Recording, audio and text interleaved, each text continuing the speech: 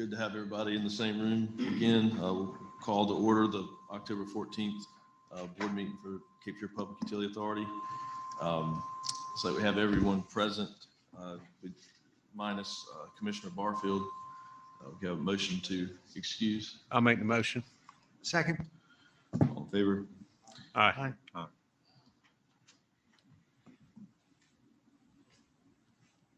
There he is.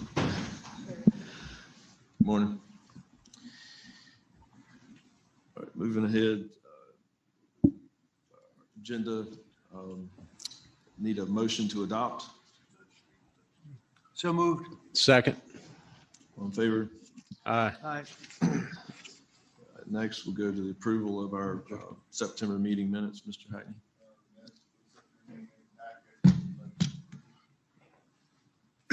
So moved. Second. In favor? Aye. Next, public comments. Ms. Pope, no speakers. Thank you. Next item on the agenda is our consent agenda. There are 8 items before you for consideration. Take any comments or a motion to approve.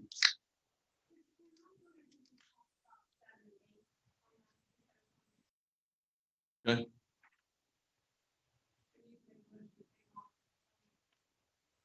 All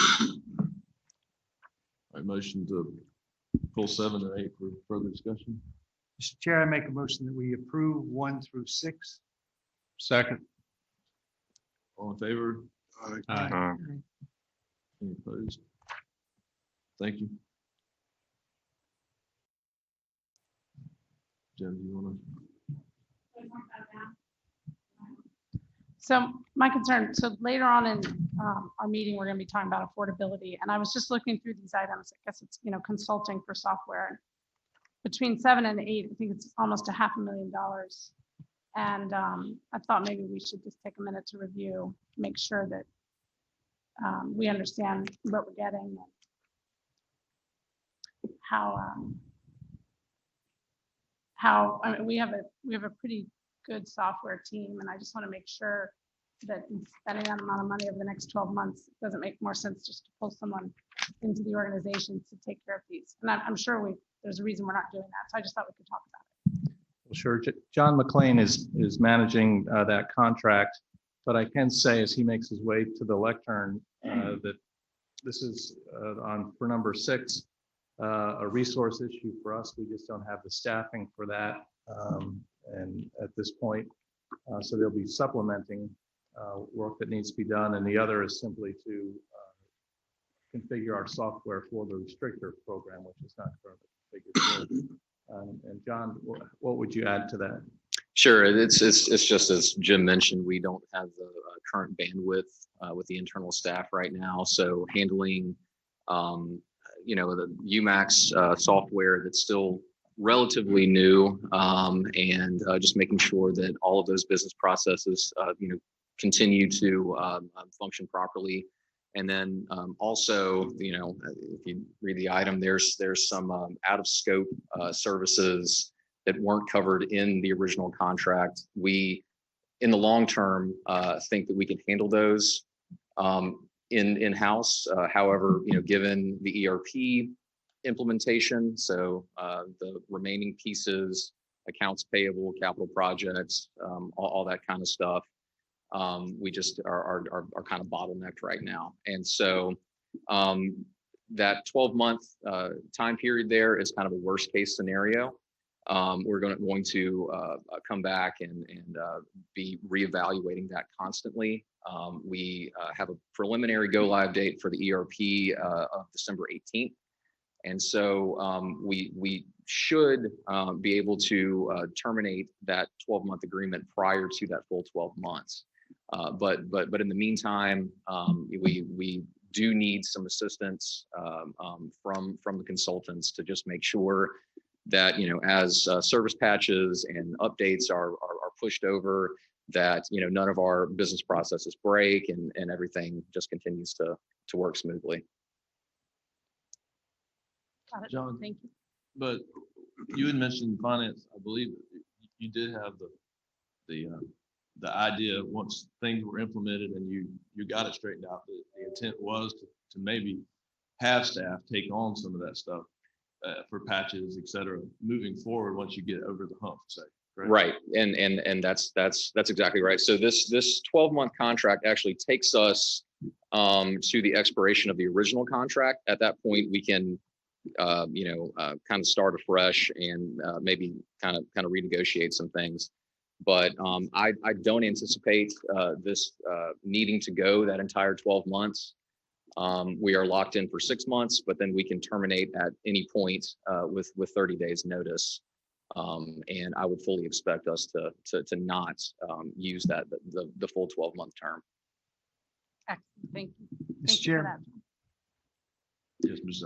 John, also, if I understand you right, that this, with the completion of this contract, that we'll be able to maximize the use of our new program, completely, which has not been so in the past. So those functions that are embedded into the overall program will now be fully functional by our own people once we get this additional training.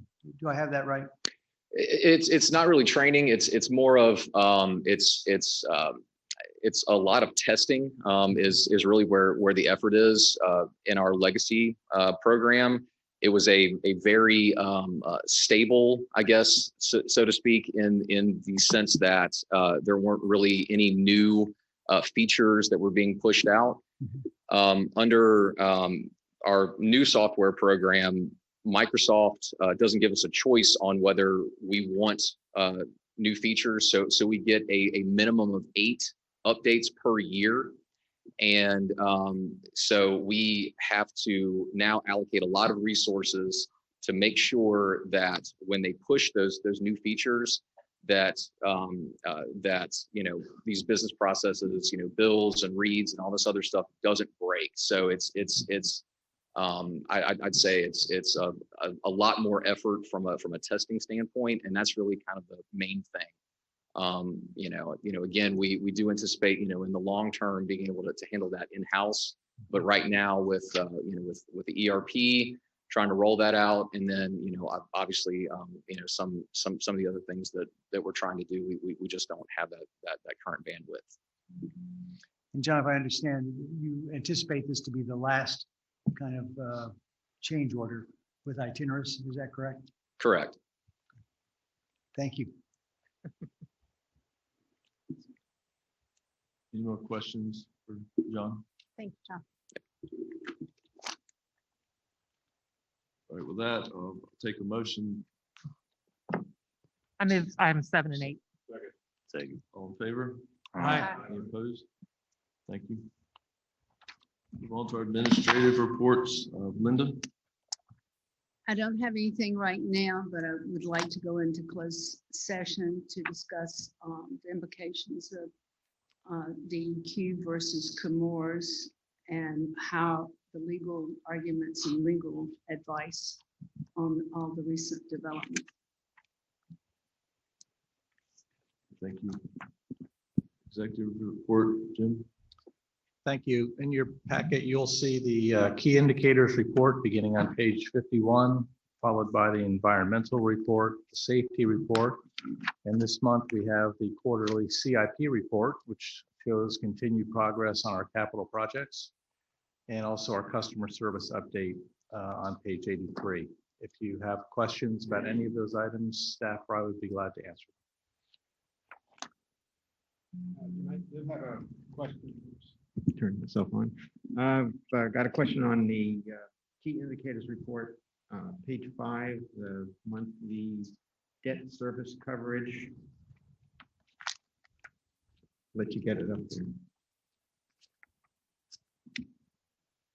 And John McLean, our CFO, will answer that question.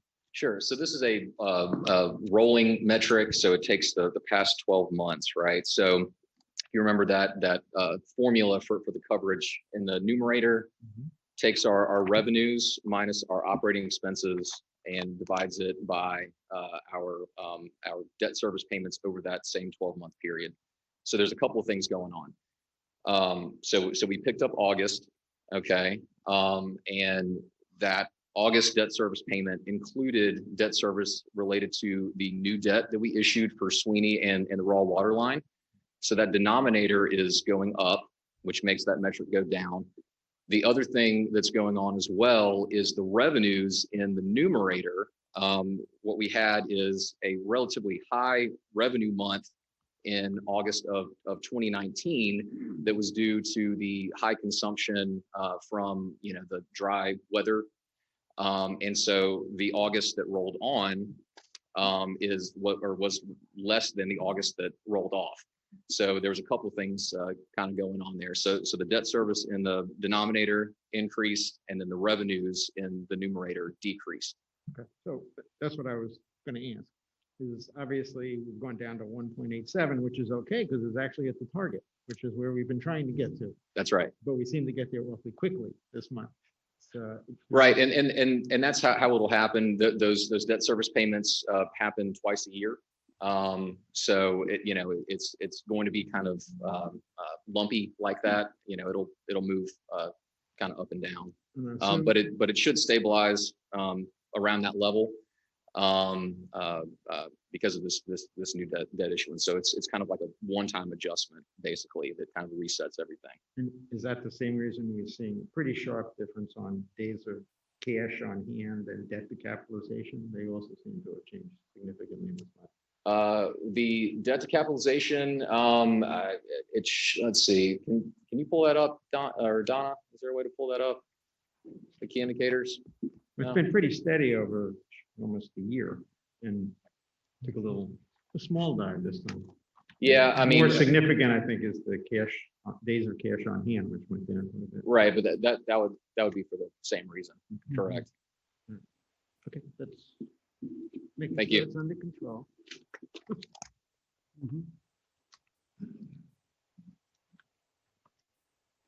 Thank you. Any more questions, comments?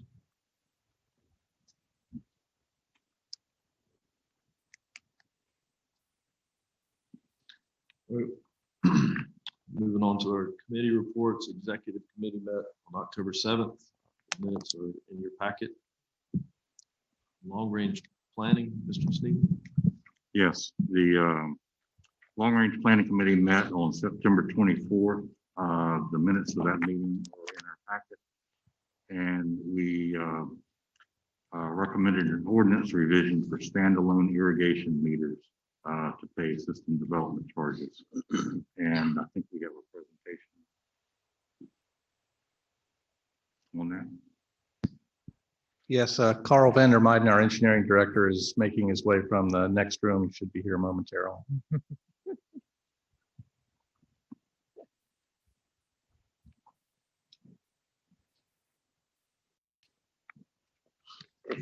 Good morning. So this particular item is it's an ordinance change for standalone irrigation meters or even standalone meters if they're not used for irrigation. And what we mean by standalone meter is there's no other structure associated with that meter. So there's no other water or sewer account associated with it. Typically, it would be like for an HOA to irrigate common areas, or could even be like a dock meter or something like that. So we have about 546 of these standalone meters, most of which would be a 5/8 inch meter. And historically, since the authority was formed, those meters have not paid a system development charge. And that was a carryover from the city where that practice was also used. And at the time, that was fine. There was obviously plenty of capacity available at the time.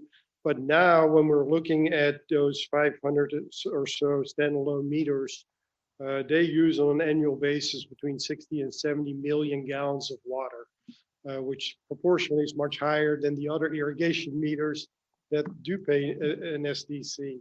So in order to make it fair to all, we believe that moving forward, so not going back to those 546, but moving forward, that standalone meters, if they're in the 5/8 inch range, should pay an SDC just like all the other meters do.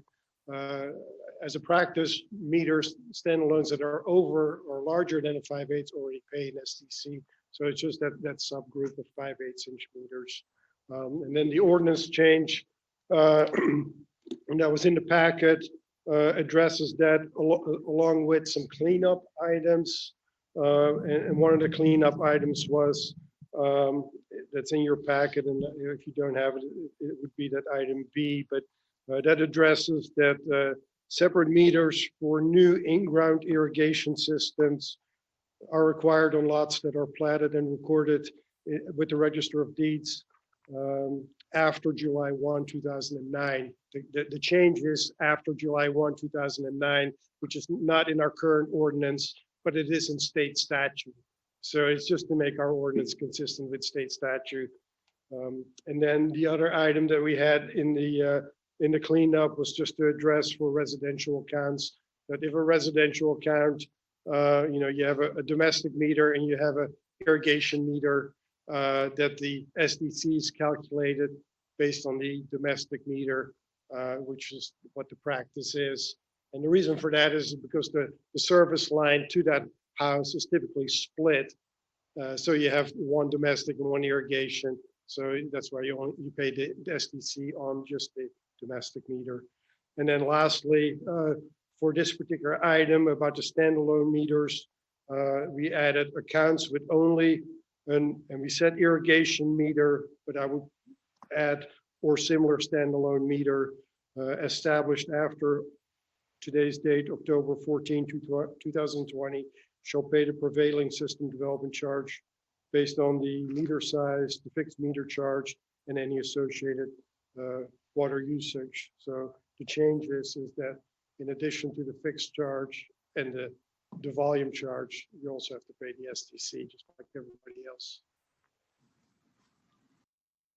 Mr. Chairman, question for you. What will be the charge, the SEC charge for those 500 plus meters on a monthly basis? So the SDC is only a one-time charge. So that's at the time of getting the account set up, a one-time charge, and the current SDC for that, I believe, is around $1,900.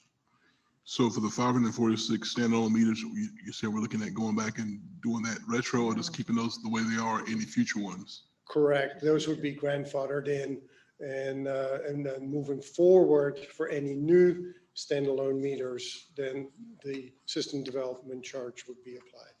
Would those meters be for residential properties? No, they're typically more for like HOAs and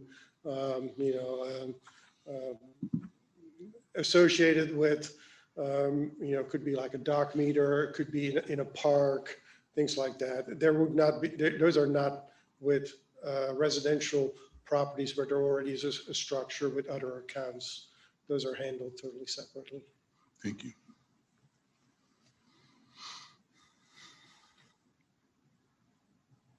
That was my question. Oh.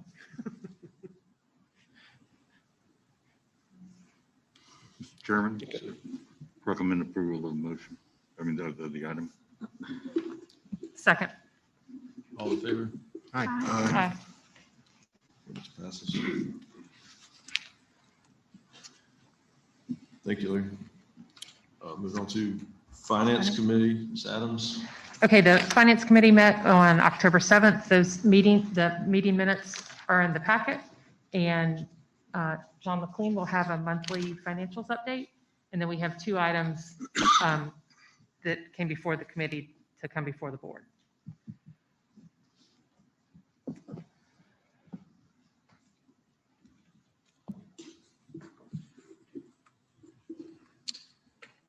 Morning. Okay, so this is our look at our summary statement of revenues and expenditures through the end of August. You can see here on line 14 that our expenditures have exceeded our revenues by about $12.8 million. That reflects that large debt service payment that happened on August 1st. That is just a kind of a timing thing. Any deficit that we would have, again, is a function of revenues being below where we expected them to be in the budget, since the expenditures are limited by the budget. So yeah, this should, kind of, like reverse out as the year goes on and revenues are collected. So we fully anticipate that to happen. As far as our other revenues go, let me jump to this. I did want to point out that everything, looks on track here. And I'm going to talk about the water and the wastewater revenues in a second. But you can see the big kind of outlier here is the investment earnings. We projected those revenues to be about $1.7 million for the year. We've only collected 2.23% so far, and that's just due to the very low rate environment. I'll switch to this slide quickly. You can see this is just a rundown of where all of our cash and investments are. And you can see that about 70% or so of our portfolio is either in our operating checking or with the North Carolina Capital Management Trust, either in the term or the governmental portfolio. And those yields have just crashed, basically. We're earning next to zero on all of those funds. So just a function of our current market. Let's see. Not really a concern because, as you can see, I mean, compared to these other revenue sources here, the investment earnings make up a pretty small amount of our total revenues, but just something that I did want to note. On the water and wastewater revenue side, here's a look at our variance analysis, where we look at those drivers. We look at the number of customers, basically, and the consumption per customer. Our consumption per customer is slightly above where we projected. What this means is there's 1,359 more gallons on a per ERU basis that have been billed through September 30th. Okay, so this is a running number here that you see. And so to date, through September 30th, on a per ERU basis, customers have consumed about 1,400 more gallons. And on the wastewater side, it's about 785. And so that's what's contributing to this slight outperformance in the volumetric that you see here on both the water and the wastewater side.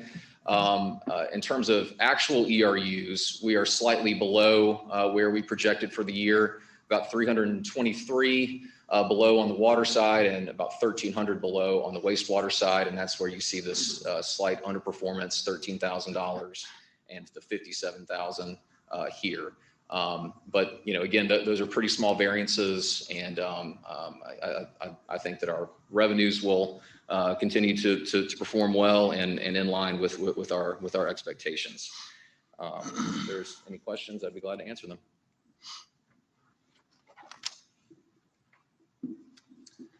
Thank you. Oh, go ahead. So can we move on to the next? Sure. While you're up there, we'll go ahead and do item 4. It's the lease agreement. Sure. So this is the lease agreement for 235 Government Center Drive. That's our main kind of admin building that houses our admin staff and our customer service. The current agreement was set to expire July 25th, 2022. We reached out to Matt Properties to look at kind of renegotiating that. And what we've done is we've negotiated a new agreement that is set to expire July 25th, 2032. And under that new agreement, the base rental decreases to $15 per square foot. And that's down from the current square footage rate of $20.74. And so what that kind of translates to on average over the next 12 years is an average of $125,000 in savings per year. So we did some due diligence. We reached out to an independent consultant to get some market rate data on a square footage basis. And, we certainly believe that this $15 per square foot is in line with with that data. And I did want to mention too that the agreement does provide for up to $235,170 in credits for any leasehold improvements that we do. So any reconfiguration or any upgrades that we do to our facilities, we can count that as credit towards rent payments.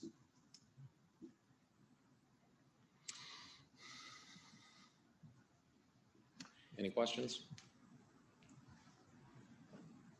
All right, I move item number 4, lease agreement. Second. All in favor? Aye.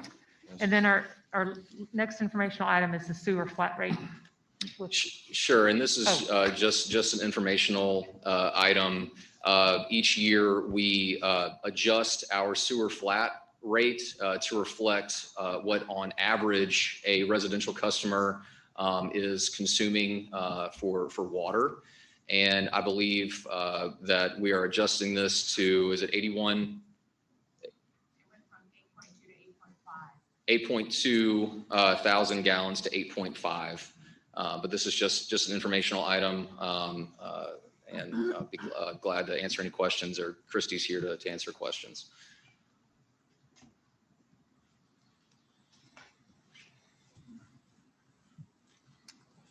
Sit for 5 minutes. Thanks, Jim. Next, Sustainability Committee, Dr. Cannon. Yes, the Sustainability Committee met on September 24th. And the minutes are included in your packet. I think today we're going to go over the research staff has been doing on affordability. And we don't have anything to move today, but we wanted to go ahead and share some of the information. I think, John, are you going to do that presentation? Okay. We're just including it in the packet for today. It's in the packet, but what we began was a discussion about rate equity and affordability. And obviously that's a complex issue that's going to take some time to sort through. So what the committee was considering in their last meeting was, what is the process to do that? What items do we need to talk about? What do we need to think about? What information do we need to truly understand equity, which is the rates that are charged to our customers, and affordability? Are our rates where they should be, not just relative to other utilities, but relative to our community? So in your packet, you'll see a pretty lengthy presentation and information that's very detailed that describes staff's opinion of what we need to think about as we have those discussions. And the committee will be taking that over the next couple months, leading us into the budget discussion. So all this work will be ahead of and in the preliminary stages of the budget. So any changes that are apparent or needed from this discussion will come to the board and then be rolled over to our budget. So we look forward to the discussion. I think there's a lot of good information that will come out of it, and we'll certainly keep the board up to date as it goes. Excellent. Thank you so much, Jim. Thank you. Communications Committee, Mr. O'Grady. Minutes are attached. We have nothing further to report. And the Human Resources Committee. And the Human Resources Committee minutes are attached, and you've already voted on the recommendation in the consent agenda for the benefits to the employees. Thank you. Before we go into closed session, any old business or other comments from the board? Mr. Chair, Ms. Elton? I know we went through it pretty quick, but I just want to put a spotlight on John McLean and his report about the renegotiation of our lease. You take a look at the numbers that are put out there. It's a savings to CFPUA and ultimately our ratepayers of over $1.5 million over the next 12 years that we renegotiated in our lease. That's terrific work. And you add on the other $235,000 in credits. It's a total package of $1.7 million. That is money that does not have to be picked up by our ratepayers. And that's terrific work. And I thank him. Thank you, Rob. Mr. Chairman, that's because we're a great tenant. We're a great tenant. Oh, good Secondly, point. I remember when I was a kid at Thanksgiving and big dinners, we had a small house and 35 family members and we had to sit in separate rooms. I feel like we've been brought up to the big table, us that were over there. So thank you. Feels like I'm back home again. Not at the only room we didn't eat in, I think, was the bathroom. We ate everywhere. There were people eating on their lap everywhere, but it was fun. It's good to be back. It's good to be, yeah, we're getting closer. That's good. If there's nothing else, I'll entertain a motion to go into closed session. So moved. Second. All in favor? All right. All right.